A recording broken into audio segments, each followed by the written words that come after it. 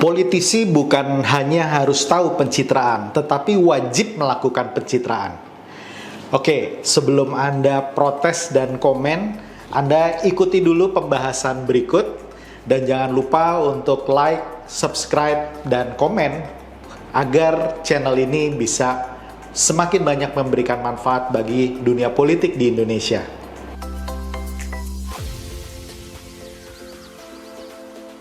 Hai Sobat Politician Academy, kali ini kita akan membahas sebuah topik yang menarik, yaitu mengenai pencitraan. Nah, sebelum kita masuk ke pencitraan, sebetulnya saya ingin menjelaskan pencitraan itu sebetulnya bagian dari keseluruhan personal branding, ya, dimana menurut saya setiap orang yang ingin sukses, setiap orang yang ingin berhasil, setiap orang yang ingin mencapai tujuannya dengan baik harus memiliki personal branding yang tepat. Jadi guru saya Pak Subiakto menyatakan bahwa setiap orang sebetulnya berhak memiliki brand, ya, karena setiap nama adalah brand. Begitu juga di dalam konteks politik. Jadi bukan hanya dalam konteks bisnis, bukan hanya dalam konteks politik, tapi dalam konteks kehidupan secara keseluruhan.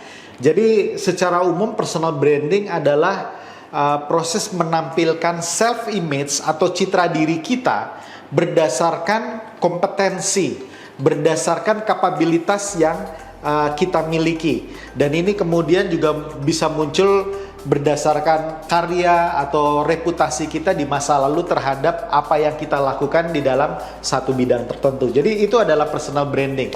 Nah, kalau kita masuk kepada pencitraan, sebetulnya pencitraan juga bagian dari self branding atau personal branding, hanya usaha menciptakan atau memunculkan citra diri ini disesuaikan dengan ekspektasi dari masyarakat. Ya, jadi kalau personal branding mungkin sifatnya lebih internal to outside gitu ya, dari dalam keluar menunjukkan kapabilitas kita, kapasitas kita. Tetapi kalau kita bicara pencitraan, ada aspek lain di mana ada persepsi yang muncul yang diinginkan oleh masyarakat yang harus dipenuhi oleh mereka yang terjun ke dalam bidang tertentu itu. Sehingga pencitraan itu adalah menyesuaikan kapabilitas kapasitas kita, memperkenalkan self image kita yang sesuai dengan ekspektasi atau harapan dari masyarakat.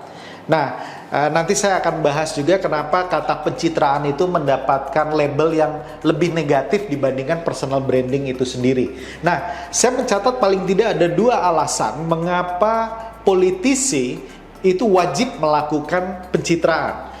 Alasan pertama adalah Anda perlu dikenal, atau mungkin di sini dikatakan Anda perlu populer. Nah, seberapa bagus kualitas diri Anda, seberapa baik kapasitas diri Anda. Mungkin Anda orang yang muda, orang yang cerdas, orang yang punya banyak ide-ide brilian. Anda mungkin orang yang baik di lingkungan Anda dan lain sebagainya. Tetapi sehebat apapun Anda, kalau Anda tidak populer, kalau Anda tidak dikenal oleh orang lain, maka itu akan sia-sia saja. Jadi di dalam proses politik, untuk orang bisa terpilih atau mempunyai faktor elektoral, mereka perlu dikenal dan dipercaya oleh orang. Artinya kapasitas integritas itu dipercaya oleh orang yang akan memilih. Ya, bagaimana Anda bisa terkenal kalau Anda tidak memunculkan diri Anda kepada publik? Ya, jadi ini penting sekali.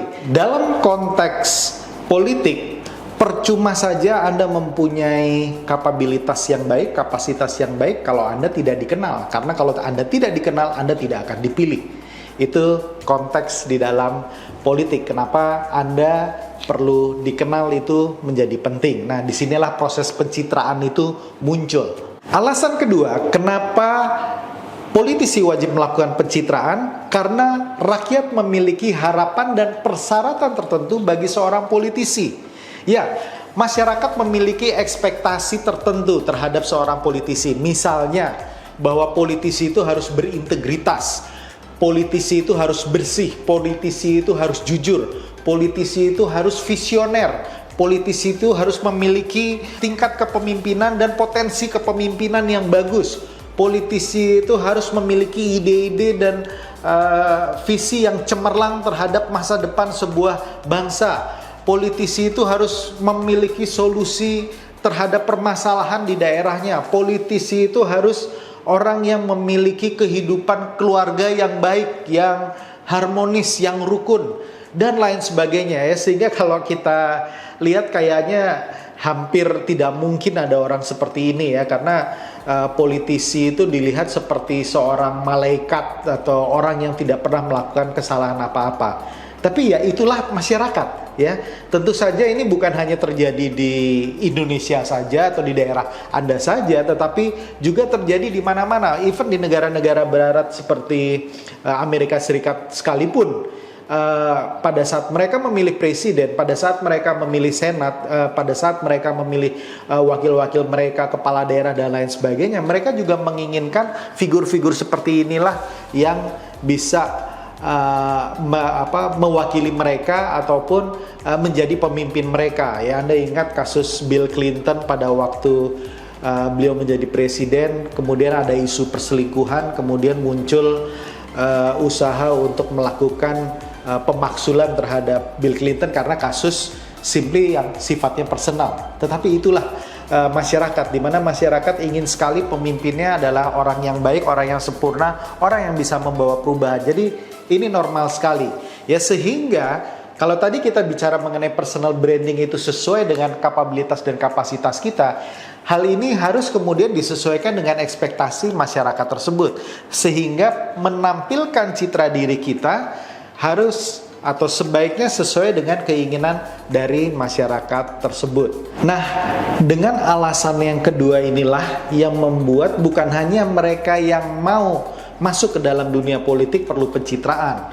Mereka yang sudah jadi incumbent atau yang sudah terpilih baik sebagai wakil rakyat, anggota parlemen, maupun sebagai kepala daerah perlu tetap melakukan pencitraan. Sebagai contoh, mungkin Anda sering lihat kepala daerah atau anggota parlemen, anggota DPR yang menceritakan kegiatan mereka, yang menunjukkan pada waktu mereka sidang, pada waktu mereka melakukan kunjungan kepada masyarakat, pada waktu mereka melakukan peresmian proyek-proyek tertentu. Nah, kenapa ini harus dilakukan oleh mereka? Ya, karena mereka melakukan ini untuk memenuhi ekspektasi dari masyarakat. Karena masyarakat pasti akan menuntut orang yang sudah dipilih itu harus kerja dengan baik. Orang yang sudah dipilih harus melakukan, harus amanah, harus melanjutkan aspirasi-aspirasi mereka. Nah, itulah yang membuat para incumbent tetap melakukan itu, tetap melakukan pencitraan. Karena ini penting sebagai sebuah bentuk reportase atau laporan kepada masyarakat. Karena kalau tidak dilaporkan, masyarakat akan nanya, loh, saya udah milih dia kok nggak ngapa-ngapain. Apa yang dia kerjakan? Kok saya nggak pernah lihat dia sidang? Padahal Anda terus melakukan sidang. Padahal Anda sebagai kepala daerah juga melakukan kegiatan-kegiatan yang banyak. Tapi kalau Anda tidak memberikan report kepada masyarakat, ya report sekarang tidak hanya dalam bentuk media tradisional, tapi media online, kemudian media sosial, itu juga bisa Anda manfaatkan untuk melakukan pencitraan. Jadi dengan alasan kedua tadi, di mana rakyat memiliki harapan dan persyaratan terhadap seorang politisi yang mengakibatkan mereka yang menjadi politisi wajib melakukan pencitraan. Nah, sekarang saya juga ingin menjawab kenapa pencitraan itu mendapatkan image yang negatif, atau mungkin di sini catatan saya terhadap statement bahwa politisi wajib melakukan pencitraan, saya memiliki dua catatan. Yang pertama, pencitraan jangan hanya temporer atau sementara, ya. Banyak sekali politisi yang aktif melakukan pencitraan, aktif melakukan usaha untuk menunjukkan personal branding mereka, tetapi cuma di saat-saat tertentu saja gitu ya. Jadi saat yang paling banyak dilakukan biasanya adalah saat-saat menjelang pemilu, menjelang pilkada, menjelang pemilihan legislatif. Di sini mereka kelihatan aktif sekali gitu ya. Foto-fotonya ditampilkan, videonya ditampilkan, kegiatannya ditampilkan, aktif sekali. Tetapi begitu mereka terpilih, kemudian mereka berhenti. ya. Nah, ini yang menjadi catatan saya bahwa pencitraan itu harus dilakukan secara kontinu. Kalau Anda sudah terpilih, Anda harus sama aktifnya pada waktu Anda mempromosikan diri Anda untuk dipilih. Ya, jadi nggak hanya berhenti. Ada orang yang bilang, wah itu berlebihan. Nggak berlebihan. Karena bagaimanapun juga masyarakat atau rakyat perlu tahu apa yang Anda lakukan. Dan di dalam masa demokrasi dan masa keterbukaan ini, hal itu adalah sesuatu yang boleh saya katakan wajib dilakukan politisi dan wajib diterima oleh masyarakat yang memilih Anda gitu ya. Jadi catatan yang pertama, pencitraan jangan temporer, dia harus kontinu dan berlangsung terus gitu. Baik Anda terpilih maupun Anda tidak terpilih kembali ya, atau tidak terpilih dalam arti Anda kalah. Mungkin Anda kalah tetapi kemudian di periode berikutnya Anda ingin terpilih kembali. Anda jangan berhenti melakukan sampai titik itu. Terus lakukan, terus berikan gambaran, berikan report apa yang Anda lakukan. Jadi tidak terlihat bahwa Anda cuman mau melakukan pencitraan hanya ada maunya gitu ya agar dipilih kembali ya. Jadi itu catatan saya yang pertama. Catatan saya yang kedua adalah pencitraan jangan berlebihan. Pencitraan jangan artifisial sehingga terkesan palsu, terkesan dibuat-buat. Nah, ini yang menjadi masalah bagi beberapa orang dalam menampilkan pencitraan dirinya. Dimana kalau Anda dengarkan statement saya di awal antara personal branding dan pencitraan, sebetulnya harusnya ada titik temu yang pas. Dimana kalau personal branding itu berkaitan dengan kompetensi kita, kapasitas kita, sedangkan di pencitraan ini bergantung kepada ekspektasi masyarakat. Nah, ini yang harus ditemukan titik temunya dengan cara yang baik. Ya, artinya kalau ada ekspektasi masyarakat yang tidak sesuai dengan karakter kita, yang tidak sesuai dengan kompetensi kita, ya jangan diikuti. Ya, misalnya saya ambil contoh, calon kepala daerah atau calon anggota legislatif ini usianya sudah di atas 60 tahun, katakanlah begitu. Sedangkan mungkin masyarakat pemilih ini adalah masyarakat yang mayoritas milenial ya. Kemudian dia berpikir bahwa oh kalau milenial saya harus mengikuti gaya anak muda. Oleh karena itu dia yang biasanya pakai baju-baju formal gitu ya, kemudian di satu momen pada saat menemui anak muda dia kemudian pakai jeans yang robek-robek. Dia kemudian pakai sneakers.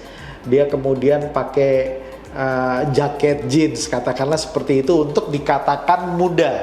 Nah, ini yang saya katakan pencitraan yang berlebihan, karena kata muda tidak harus mengikuti gaya mereka. Kata muda mungkin bisa dimunculkan bahwa muda itu tidak di umur, tapi muda itu di semangat, muda itu di pikiran, dan muda itu di hati. Nah, ini yang kemudian bisa diarahkan untuk bisa masuk kepada kaum milenial. Nah, demikianlah dua alasan kenapa politisi wajib melakukan pencitraan dan dua catatan saya terhadap pencitraan. Sehingga seharusnya antara personal branding dan pencitraan bisa berjalan baik, sehingga Anda yang masuk ke dalam dunia politik bisa menyadari ini dan bisa mempersiapkan sebaik mungkin. Demikian dari Politician Academy, semoga bermanfaat dan salam perubahan.